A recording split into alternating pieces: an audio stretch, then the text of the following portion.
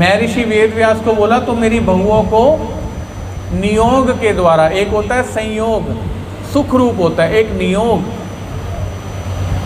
नियोग मतलब जो सुख रूप नहीं है। कौन पत्नी अपने पति को छोड़कर किसी और से संबंध करेगी, लेकिन तुम इन्हें संबंध दो जिससे भारतवर्ष को नया राजा प्राप्त हो। अब अंबिका के पास गए, अंबिका डर गई, उसने अपनी आंखें बंद कर ली।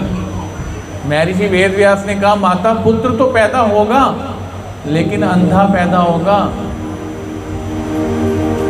अब अंबालिका को भेजा तो वो इतना डर गई कि घबरा गई। महर्षि वेदव्यास ने कहा माता पुत्र तो पैदा होगा लेकिन रुजा से ग्रस्त होगा, घबराया हुआ पैदा होगा। इसलिए जो पांडु राजा थे ना, इनको जो पांडु बोलते थे, ये पांडु एक रोग है जो उनको हुआ पड़ा था।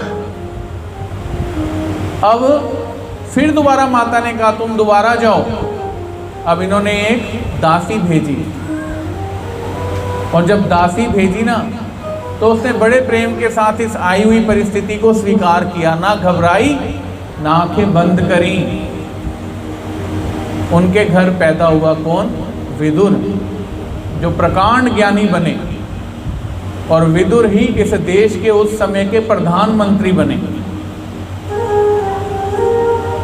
इस तरीके से दोबारा भारतवर्ष शुरू हुआ। लेकिन एक व्यक्ति के अपने मन की इच्छाओं को ना संभालने के कारण आगे कितनी भीषण अवस्था बनेगी ये कभी उसने नहीं सोचा।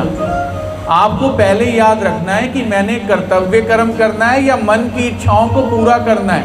और अगर आप मन की इच्छाओं को पूरा करना चाहते हो ना, तो आपके कर्म कभी पूजा नहीं बन सकते। और अगर आप अपने कर्मों को पूजा बनाना चाहते हो तो मन की इच्छा पूरा नहीं कर सकते, क्योंकि गीता में भगवान कहते हैं कर्मण्येवाधिकारस्ते, तू कर्म तो कर ले, तेरा अधिकार है।